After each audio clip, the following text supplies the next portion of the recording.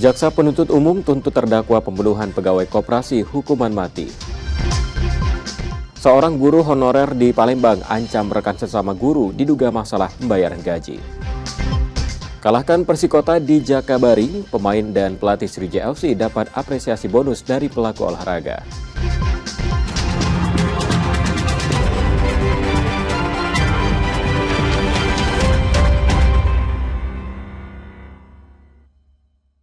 Selamat pagi saudara, apa kabar Anda hari ini? Seperti biasa kami akan membuka hari Anda dengan sejumlah informasi dari wilayah Sumatera Selatan dan daerah lain di Sumatera bagian selatan. Selain informasi utama tadi, masih ada beberapa informasi lainnya yang akan kami sampaikan untuk Anda. Bersama saya Robiansyah, Anda menyaksikan Kompas Sumbasal di Kompas TV, independen, terpercaya.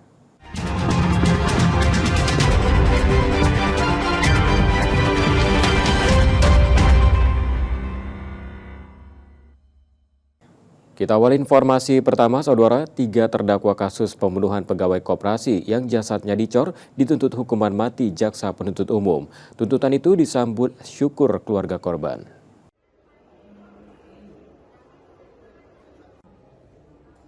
Jaksa penuntut umum Kejaksaan Negeri Palembang, Selasa 4 Februari 2025, membacakan tuntutan pada 3 terdakwa kasus pembunuhan seorang pegawai koperasi yang jasadnya dicor. JPU menuntut ketiganya dengan hukuman mati karena terbukti melakukan pembunuhan berencana. Tidak hanya itu, dalam amar tuntutannya JPU menyebutkan tidak ada satupun hal yang meringankan ketiga terdakwa. Mendengar tuntutan itu, terdakwa Anton, Pongki, dan Kelvin hanya tertunduk dan menangis. Menanggapi tuntutan JPU, kuasa hukum terdakwa akan mengajukan pledoi pada sidang berikutnya. Kalau kami sih tidak sependapat dengan tuntutan jaksa penuntut umum karena jaksa penuntut umum sudah menggunakan hak hidup. Jadi kan kebebasan hidup kan itu milik setiap orang. Jadi kami tidak sependapat itu aja. Langkah hukumnya apa nanti? Kami akan memberikan pledoi. Pledoi ya? Ya. Sedangkan keluarga korban bersyukur dengan tuntutan JPU karena menuntut hukuman maksimal pada terdakwa. Alhamdulillah beberapa minggu sudah kita menunggu kan, dan hari ini kami mengapresiasi penuh penuntut umum yang telah menuntut seluruh pelaku dalam hal ini 3 terdakwa itu hukuman mati.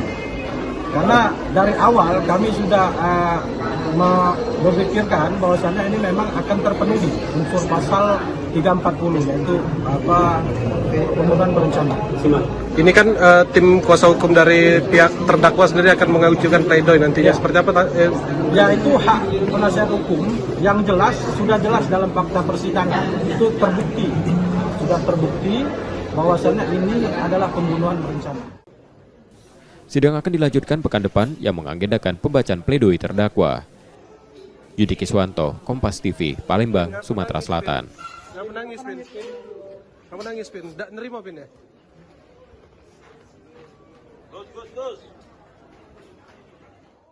Saudara, seorang guru honorer di Palembang, Sumatera Selatan diduga sekap dan mengancam rekannya sesama guru dengan senjata tajam.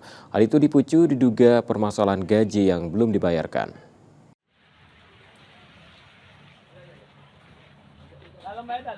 Seorang oknum guru di salah satu SMP negeri di Palembang, TT, diduga menyekap dan mengancam rekannya sesama guru dengan menggunakan senjata tajam pada Selasa 4 Februari 2025 pagi lalu. Peristiwa terjadi saat korban Merlita Yuwana, 44 tahun, yang baru sampai di sekolah bertemu dengan guru pria di salah satu ruang kelas kosong untuk membicarakan gaji rekannya yang belum dibayarkan. Korban lalu diancam menggunakan senjata tajam oleh pelaku. Karena takut oleh pelaku, korban melaporkan kejadian yang dialaminya pada polisi.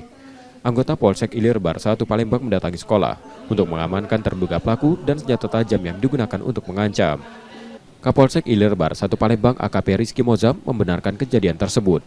Menurutnya permasalahan terjadi saat terduga pelaku menagih gaji guru honorer temannya yang hingga saat ini belum dibayarkan. Padahal yang menangani gaji honorer bukan korban melainkan bendahara sekolah.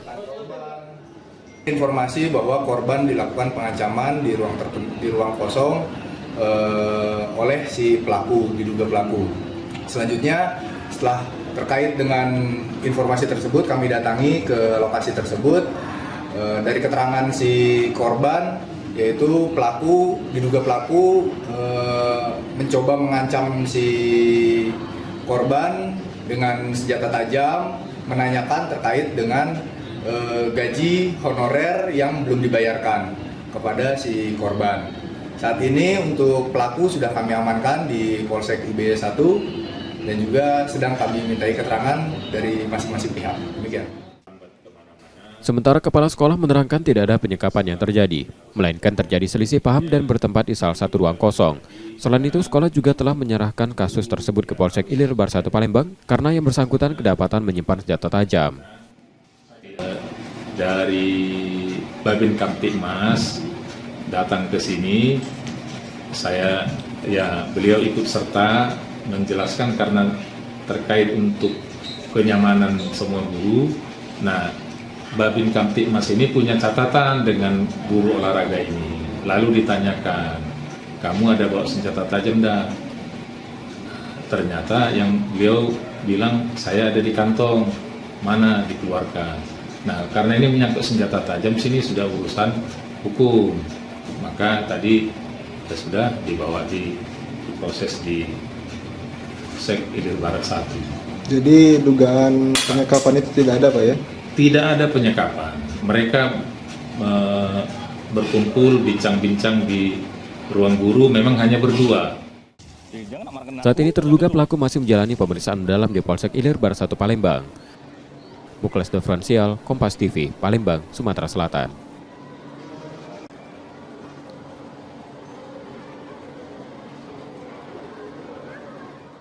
Saudara, satu dari dua pelaku pencurian kotak amal di salah satu masjid di Palembang tertangkap polisi. Kedua pelaku merupakan ayah dan anak. Pelaku sudah beraksi di 3 lokasi berbeda dengan cara yang sama.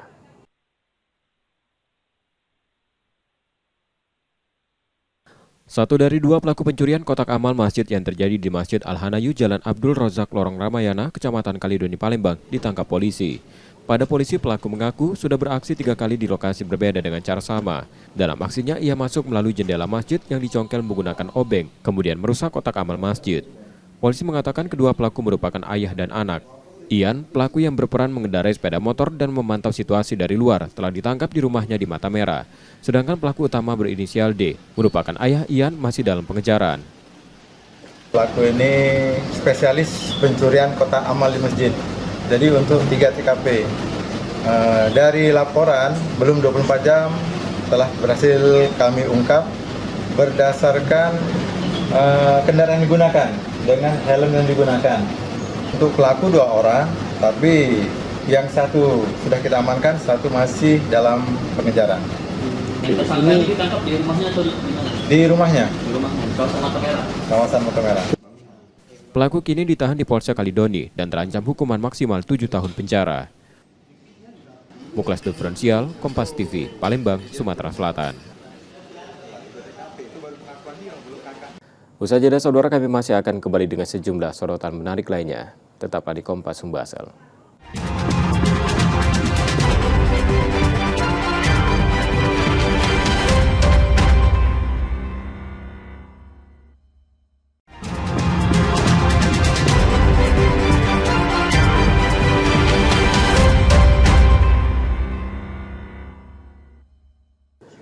Anda kembali menyaksikan Kompas Sumbaksel, saudara, dan saatnya kita akan menyimak sejumlah sorotan dari wilayah lain di Sumatera bagian selatan. Berikut laporan dari Lampung dan Kepulauan Bangka Belitung.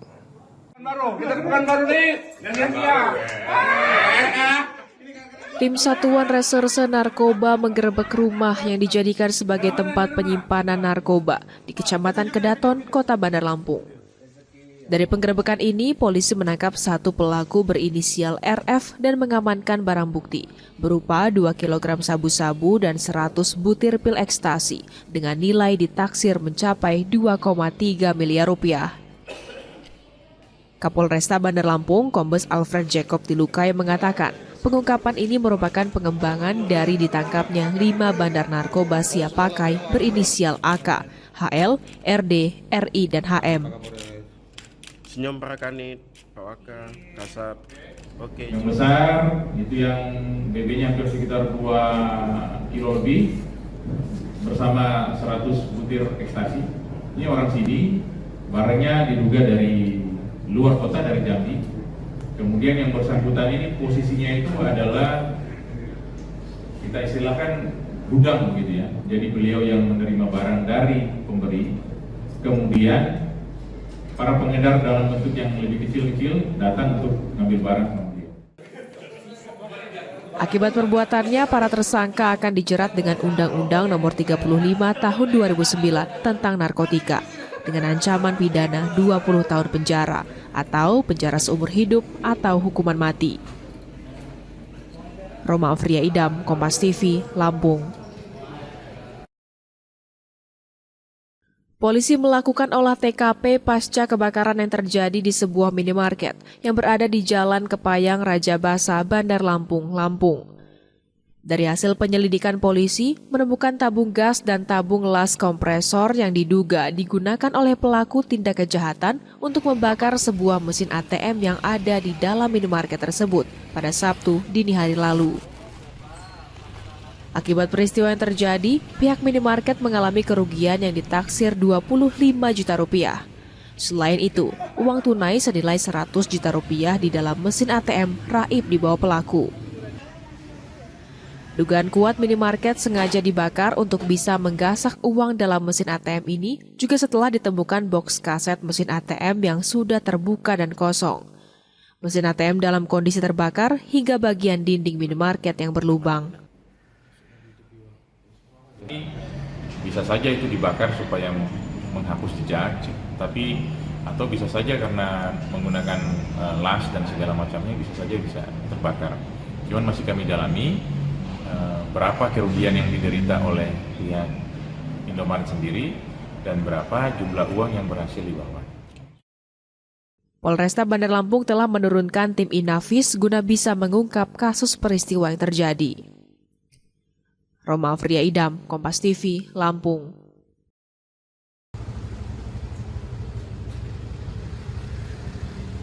Kasus kekerasan pada perempuan dan anak di Pangkal Pinang masih cukup tinggi. Sepanjang tahun 2024 tercatat 114 kasus kekerasan terjadi. Hal ini menunjukkan peningkatan yang signifikan dibandingkan tahun sebelumnya, 89 kasus. Berdasarkan catatan Dinas Pemberdayaan Perempuan, Perlindungan Anak, dan Keluarga Bencana Kota Pangkal Pinang, kasus kekerasan fisik masih mendominasi dengan total 48 kasus.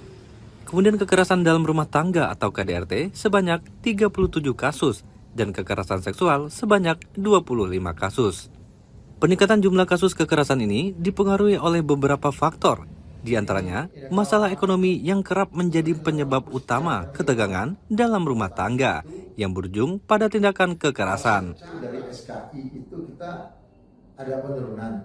Pada tahun 2024 kemarin itu total untuk kasus perempuan itu ada 78 kasus ya, kemudian untuk anak-anak itu ada 38 kasus, total ada 114 kasus. Ini ada peningkatan ya dari kasus tahun 2023 yang 79 kasus waktu itu. Nah, apa saja kasusnya? Yang perempuan itu ada fisik ya, fisik itu ada KDRT gitu kan, kemudian ada pelecehan seksual. Yang anak itu apa saja? Anak itu ada penelantaran, ada bully gitu ya, dan juga ada pelecehan seksual, itu saja. Nah, jadi ada 78 kasus untuk perempuan dan 3 kasus untuk anak-anak di Kota Pangkal Pinang tahun 2024. Jadi ada peningkatan yang 79 kasus menjadi 114 kasus. Gitu. Masyarakat diharapkan dapat lebih peka dan mengambil tindakan preventif serta tidak ragu untuk melaporkan setiap bentuk kekerasan yang terjadi di lingkungan sekitar. Nanda Ardiansa, Kompas TV, Pangkal Pinang, Kepulauan Bangka Belitung. Sebanyak 30 orang peserta memeriahkan ajang cosplay di Pangkal Pinang.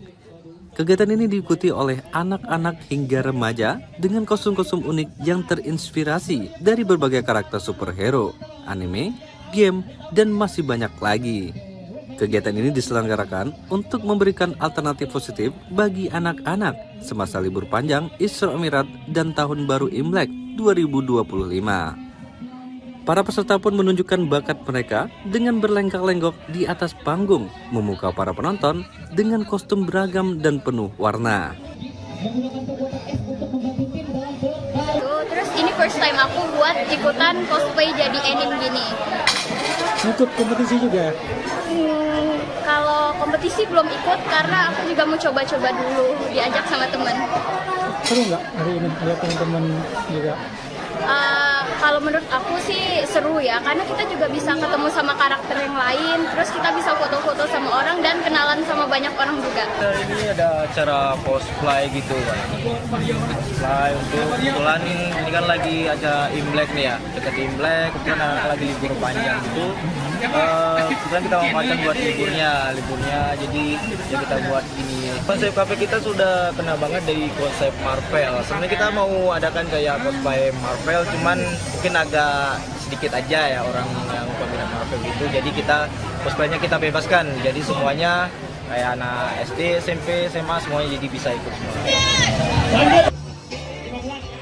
Diharapkan dengan adanya kegiatan ini dapat menginspirasi anak-anak untuk berani mengekspresikan diri dan mengejar hobi mereka dengan cara yang positif. Nanda Ardiansah, Kompas TV, Pangkal Pinang, Kepulauan Bangka Belitung. Demikian tadi saudara sejumlah laporan dari Lampung dan Kepulauan Bangka Belitung, dan selanjutnya kami masih akan kembali dengan sejumlah sorotan menarik lainnya. Tetaplah di Kompas Sumbaasel.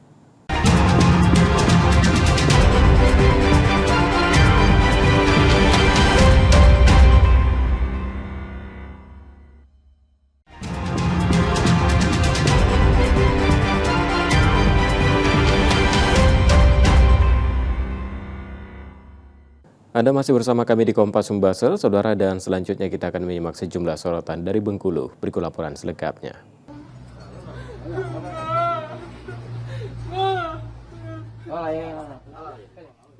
Indra, satu dari dua pelaku pencurian buah sawit di Kabupaten Mukomuko Bengkulu ini tak kuasa menahan tangisnya saat ditangkap anggota Polsek Pondok Sugu. Tampak beberapa kali pelaku memohon maaf kepada pemilik sawit sembari menangis tak ingin dibawa polisi. Sebelumnya warga setempat dibuat resah dengan seringnya buah sawit milik warga hilang sebelum dipanen. Atas dasar inilah warga melaporkan kejadian tersebut ke polisi hingga akhirnya pelaku ditangkap. Dari tangan pelaku, polisi menyita barang bukti 1 ton lebih buah sawit beserta mobil hingga alat pemanen yang digunakan pelaku untuk mencuri. Dari hasil pemeriksaan terungkap pelaku mencuri buah sawit untuk kepentingan pribadi dan berfoya-foya. Pondok Sugu, Polres Mukomuko telah berhasil mengamankan 2 orang sudah kami tetapkan selaku tersangka pencurian kelapa sawit milik masyarakat yang mana pada saat ini sudah sangat meresahkan. Syukur alhamdulillah ini semua tercapai berkat kerjasama Polsek Pondok Sugu dengan warga Pondok Sugu khususnya. Atas perbuatannya, pelaku kini terancam kurungan penjara di atas 5 tahun. Bayazir Al-Raihan, Kompas TV Bengkulu.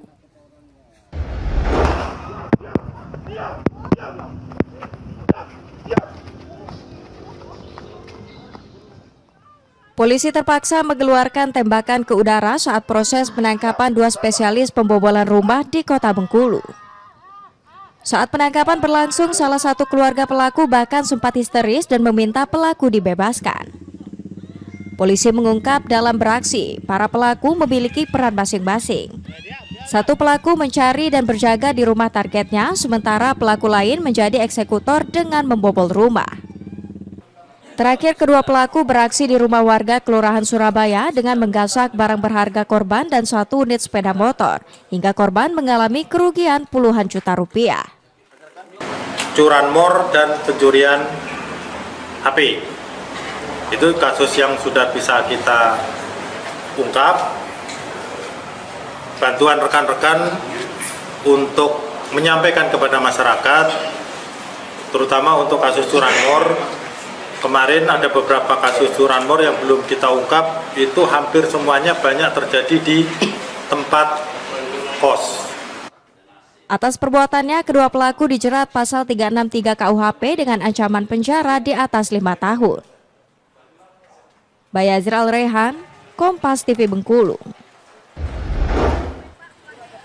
Pemindahan lapak dagangan pedagang kaki lima di sepanjang Jalan Pasar Minggu Kota Bengkulu mendapat penolakan dari para pedagang. Hal ini terjadi saat petugas gabungan kembali menggelar penertiban PKL di sepanjang Jalan Pasar Minggu Kota Bengkulu. Bahkan sejumlah pedagang sempat terlibat adu mulut dengan petugas pasar yang meminta pedagang untuk pindah ke lokasi yang sudah disiapkan. Sejumlah pedagang menolak dipindahkan ke tempat baru karena kondisi yang dianggap sangat tidak layak ditempati. Ada tempat, pandi duduk di sini punya orang segala. Tadi ibu kan kecek orang nak usiran, ibu pindahkan barang ibu di dalam situ. Apa kecek orang yang itu? Bu, jangan letak di sini barang, Bu. Sini ada dapat parkir motor. Wede dikit aja, tak karung satu, apalagi kami duduk. Kemungkinan kami duduk bisa dibacok orang kalau kami. Bukan kami melawan di depan itu, bukan kami dengan pindah capek. Pemerintah Kota Bengkulu menyebut pemindahan pedagang dilakukan untuk menciptakan suasana pasar yang tertib. Nantinya keluhan dari pedagang akan ditindaklanjuti dengan melakukan perbaikan lokasi lapak pedagang sebelum ditempati. Keluhan mereka itu pasti siring. Masalah siring dalam waktu singkat ini, entah besok, entah hari ini, itu kita masukkan alat berat yang mini untuk ngeruk siring itu. Nah, kemudian ada juga kesalahan pedagang, ada ditutup untuk pejalan kaki itu ditutup dengan jualan itu. Akhirnya sepis untuk pejalan kaki nggak ada. Bagaimana orang mau belanja? Nah itu juga harus ditata. Sebenarnya kan untuk pedagang, dari pedagang untuk pedagang. Sementara waktu pedagang diminta untuk terlebih dahulu berjualan di dalam pasar tradisional modern hingga perbaikan lapak selesai. Bayazir Al-Raihan, Kompas TV Bengkulu. Jika sebelumnya Bandara Fatmawati Soekarno hanya melayani rute penerbangan Bengkulu-Jakarta dan sebaliknya, dalam waktu dekat akan ada penambahan rute terbaru penerbangan. Dua rute terbaru itu yakni rute penerbangan tujuan Yogyakarta dan Surabaya. Saat ini pihak Bandara Fatmawati Soekarno tengah melakukan berbagai persiapan, salah satunya izin penerbangan dan mencari maskapai kedua rute tersebut. Penerbangan tujuan Yogyakarta dijadwalkan akan tersedia 4 hari dalam seminggu, sedangkan tujuan Surabaya akan tersedia 3 hari dalam seminggu. Dibukanya dua rute penerbangan baru ini dikarenakan banyaknya minat dari masyarakat yang berkunjung ke dua wilayah tersebut. Kami di Bandara Fatmawati Soekarno itu sedang mendevelop rute yang ke Yogyakarta sama ke Surabaya direct. Dan informasi terakhir yang kami dapatkan, kami selalu koordinasi dengan IASM, Indonesia Air Slot Management, terkait dengan rute Jogja. Rute Jogja itu insya Allah akan segera terbit, sudah proses sejauh ini dia sudah proses, tinggal yang rute Surabaya yang masih dievaluasi dan dikaji. Sebelumnya Bandara Fatmawati juga sempat membuka rute penerbangan Bengkulu tujuan Batam. Namun rute tersebut hanya diberlakukan sesaat. Bayazir Al-Raihan, Kompas TV Bengkulu. Demikian tadi saudara sejumlah sorotan dari wilayah lain di Sumatera bagian selatan. Sajadah Kompas Sumbaksel masih akan kembali dengan sejumlah sorotan menarik lainnya. Tetaplah bersama kami.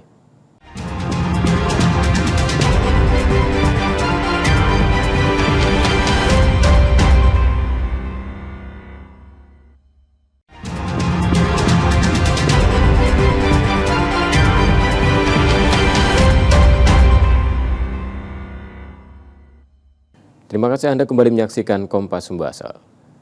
Saudara, Komisi 3 DPRD Kota Palembang melakukan sidak ke sejumlah titik setelah menerima aduan dari masyarakat. Salah satu lokasi yang diperiksa kantor PT Sriwijaya Arta Boga, perusahaan roti.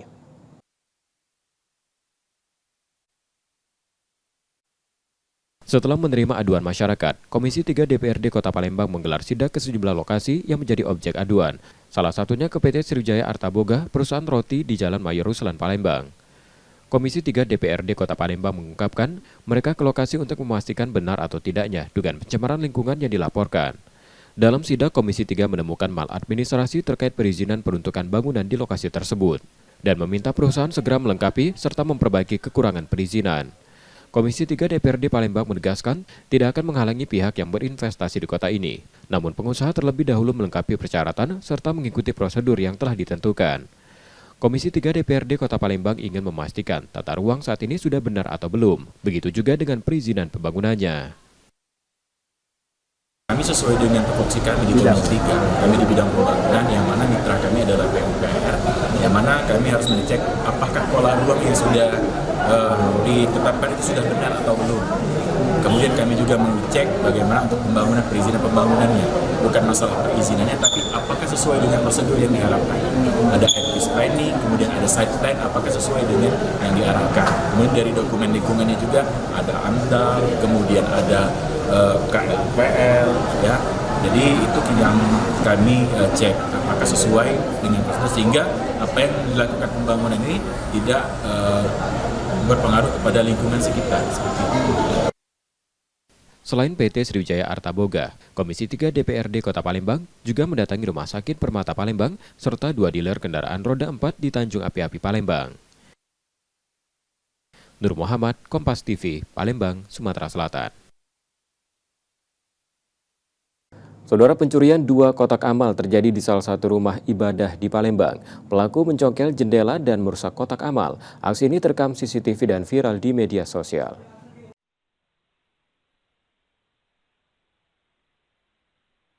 Kotak amal di salah satu masjid di Palembang dicongkel pelaku yang aksinya terekam kamera pengawas. Pencurian ini terjadi di Jalan Abdul Rozak, Lorong Ramayana, Kecamatan Kalidoni, Palembang. Ketua RT 10 Kalidoni menjelaskan, pelaku berjumlah 2 orang, satu menunggu di luar dan satu yang melakukan pencurian. Dalam aksinya pelaku masuk melalui jendela masjid yang dicongkel menggunakan obeng, kemudian merusak 2 kotak amal. Uang dalam kotak amal yang diperkirakan mencapai 3 juta rupiah raib dibawa pelaku. Kejadian tersebut terjadi pada Sabtu pekan lalu saat kondisi masjid sepi. Pintu, satu duduk di dekat jendela, yang satu lagi masuk ke dalam masjid. Dengan leluasa yang kotak amal itu, kurang semua itu, yang di depan sama yang di belakang itu. Ada berapa kotak amal yang dicuri? Ada dua. Tapi di dalam satu kotak itu ada sisa uang sekitar 241.000. Total uang yang dicuri dari 2 kotak itu berapa? Mungkin totalnya itu yang telah tersebut di Polsek itu oleh pengurus masjid sekitar 3 juta. Pengurus rumah ibadah sudah melaporkan pencurian ke Polsek Kalidoni, Palembang. Muklas Diferensial, Kompas TV, Palembang, Sumatera Selatan. Sementara itu, saudara, seorang remaja di Palembang membawa kabur handphone milik temannya. Akibatnya remaja tersebut ditangkap dan diserahkan ke polisi oleh ayah pemilik handphone.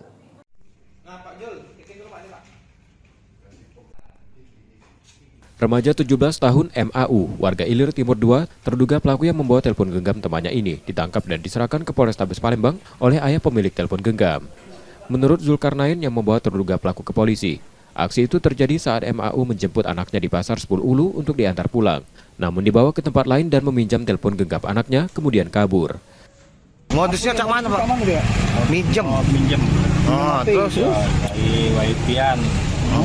Dari wifi-an, wifi-nya langsung lewat Gojek ya. Dibawa lagi langsung. Oh, pelaku ini ke rumah yo? Ke ini pemain anakku sama. Oh, Pak. Apa juga dibawa ya? Ini. Berapa atau apa gini? Main di juta 500 kemarin.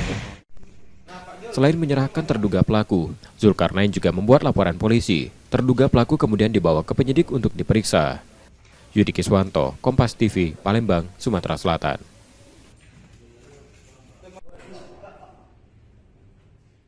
Usai jeda, saudara, Kompas Membahas masih akan kembali dengan sejumlah sorotan menarik lainnya. Tetaplah bersama kami.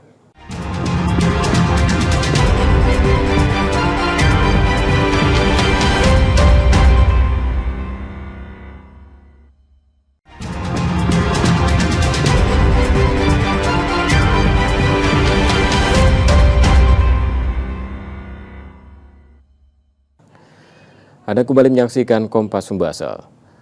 Saudara, perubahan pembelian gas LPG 3 kg belum berdampak di Kota Palembang. Agen dan pangkalan LPG 3 kg masih mendistribusikan LPG dengan lancar, termasuk ketersediaan juga mampu terpenuhi. Namun warga berharap dapat membeli lagi di pengecer karena lebih dekat dan mudah didapat.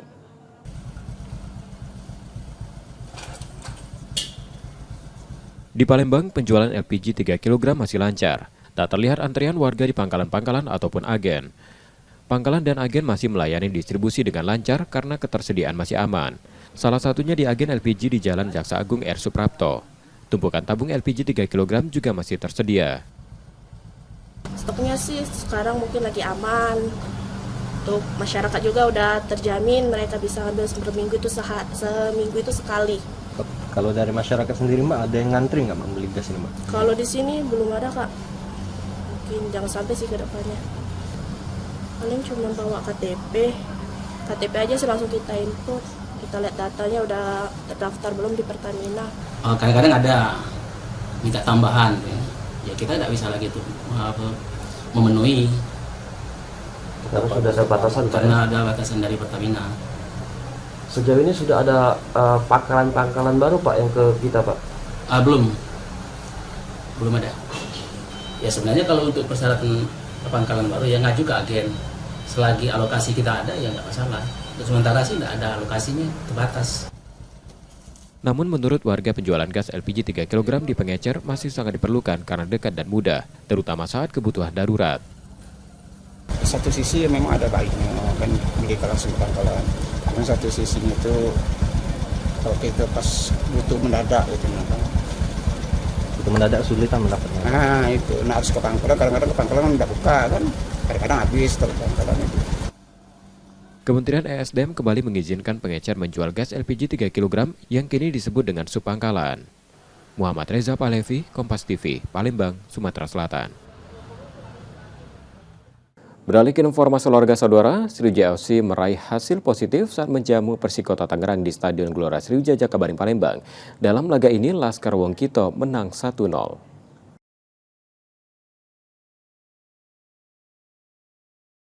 Sriwijaya FC tampil apik saat menjamu Persikota Tangerang di Stadion Gelora Sriwijaya Jakabaring Palembang dalam laga keempat play-off degradasi Liga 2 2024-2025.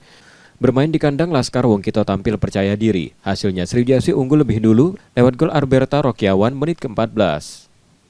Gol yang dicetak Arbeta menjadi satu-satunya gol pada laga ini, sekaligus mengantarkan Sriwijaya FC meraih poin optimal atas Persikota Tangerang. Pelatih Sriwijaya FC Hendri Susilo mengaku puas dengan penampilan timnya di laga kali ini.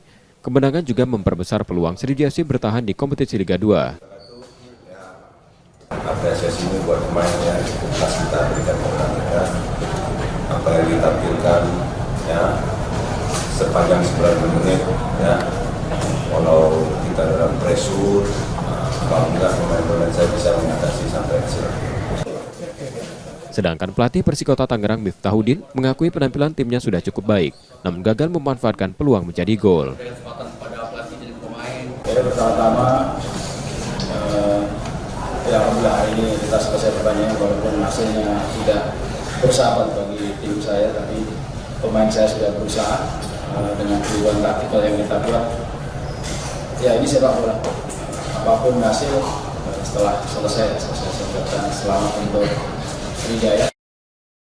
Kemenangan ini mengokohkan posisi Sriwijaya FC di peringkat kedua klasemen sementara Grup H dengan 6 poin dari 4 pertandingan. Nur Muhammad, Kompas TV, Palembang, Sumatera Selatan. Kemenangan Sriwijaya FC atas Persikota Tangerang, saudara, tidak hanya membuat Laskar Wongkito sukses meraih 3 poin penting, namun juga mendatangkan berkah lain untuk pemain dan pelatih. Sebagai apresiasi, pengusaha dan pelaku olahraga di Palembang memberikan bonus.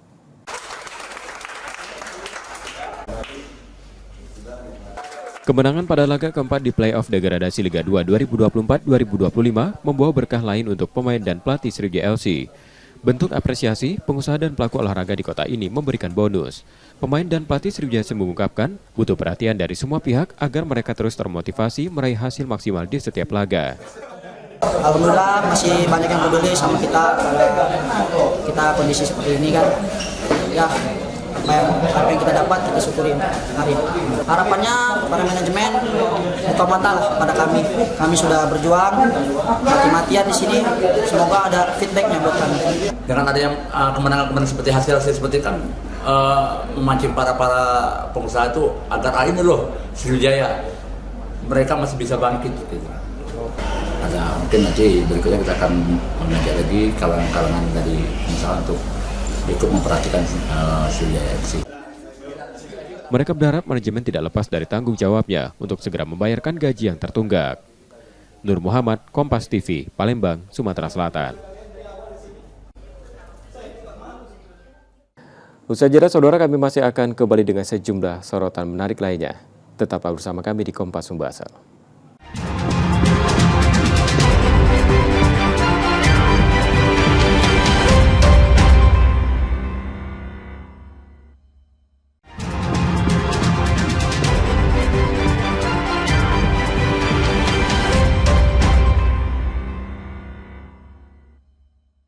Terima kasih Anda kembali menyaksikan Kompas Sumbasel, Saudara, dan jika Anda tidak sempat menyaksikan sorotan utama kami, berikut kilasan laporan utama Kompas Sumbasel hari ini.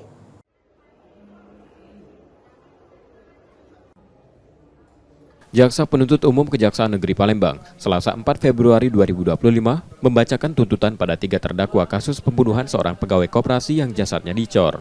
JPU menuntut ketiganya dengan hukuman mati karena terbukti melakukan pembunuhan berencana. Tidak hanya itu, dalam amar tuntutannya, JPU menyebutkan tidak ada satupun hal yang meringankan ketiga terdakwa. Mendengar tuntutan itu, terdakwa Anton, Pongki, dan Kelvin hanya tertunduk dan menangis. Menanggapi tuntutan JPU, kuasa hukum terdakwa akan mengajukan pledoi pada sidang berikutnya. Kalau kami sih tidak sependapat dengan tuntutan jaksa penuntut umum karena jaksa penuntut umum sudah menggunakan hak hidup. Jadi kan kebebasan hidup kan itu milik setiap orang. Jadi kami tidak sependapat itu aja. Langkah hukumnya apa nanti? Kami akan memberikan pledoi. Pledoi ya? Ya. Sedangkan keluarga korban bersyukur dengan tuntutan JPU karena menuntut hukuman maksimal pada terdakwa. Alhamdulillah beberapa minggu sudah kita menunggu kan, dan hari ini kami mengapresiasi penuh penuntut umum yang telah menuntut seluruh pelaku dalam hal ini tiga terdakwa itu hukuman mati. Karena dari awal kami sudah memikirkan bahwasannya ini memang akan terpenuhi unsur pasal 340 yaitu pembunuhan berencana. Ini kan tim kuasa hukum dari pihak terdakwa sendiri akan mengajukan pledoi nantinya. Seperti apa? Ya, itu hak penasihat hukum yang jelas, sudah jelas dalam fakta persidangan. Itu terbukti, sudah terbukti bahwasannya ini adalah pembunuhan berencana. Sidang akan dilanjutkan pekan depan yang mengagendakan pembacaan pledoi terdakwa. Yudi Kiswanto, Kompas TV, Palembang, Sumatera Selatan. Kamu nangis, Pin. Kamu nangis, Pin. Nggak nerima, Pin, ya? Gus.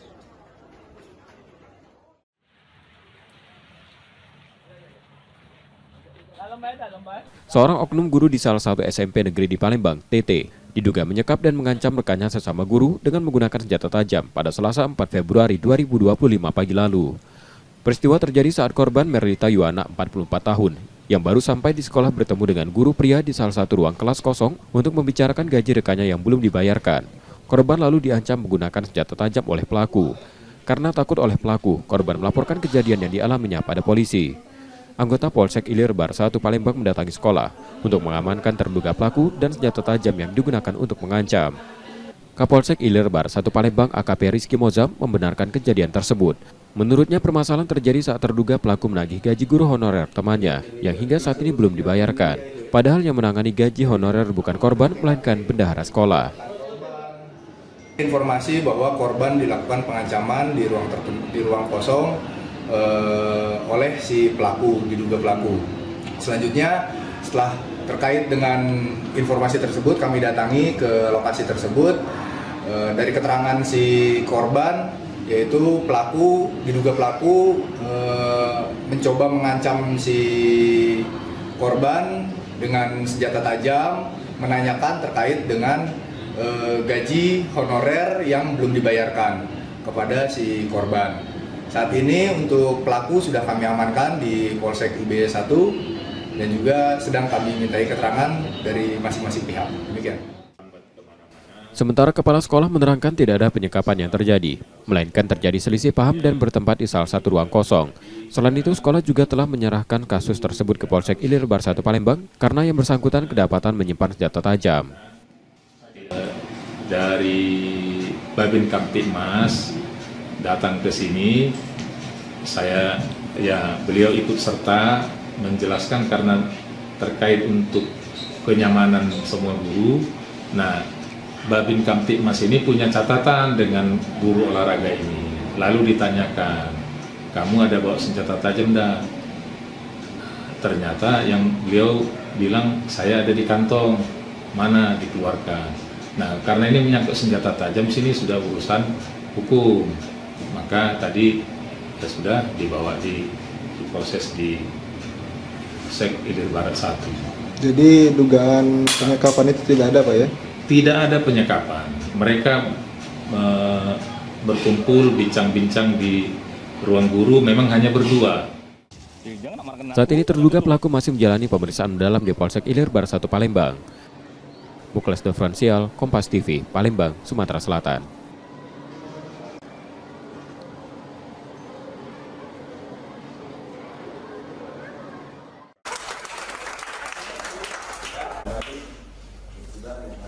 Kemenangan pada laga keempat di play-off degradasi Liga 2 2024-2025 membawa berkah lain untuk pemain dan pelatih Sriwijaya FC.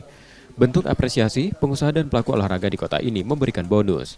Pemain dan pelatih Sriwijaya FC mengungkapkan butuh perhatian dari semua pihak agar mereka terus termotivasi meraih hasil maksimal di setiap laga. Alhamdulillah masih banyak yang peduli sama kita kita kondisi seperti ini kan. Ya, apa yang kita dapat kita syukurin hari. Harapannya para manajemen buka mata lah pada kami. Kami sudah berjuang mati-matian di sini. Semoga ada feedbacknya buat kami. Dengan ada yang kemenangan seperti hasil seperti kan memancing para pengusaha itu agar ini loh Sriwijaya mereka masih bisa bangkit. Ada mungkin nanti berikutnya kita akan mengajak lagi kalangan dari pengusaha untuk ikut memperhatikan Sriwijaya FC.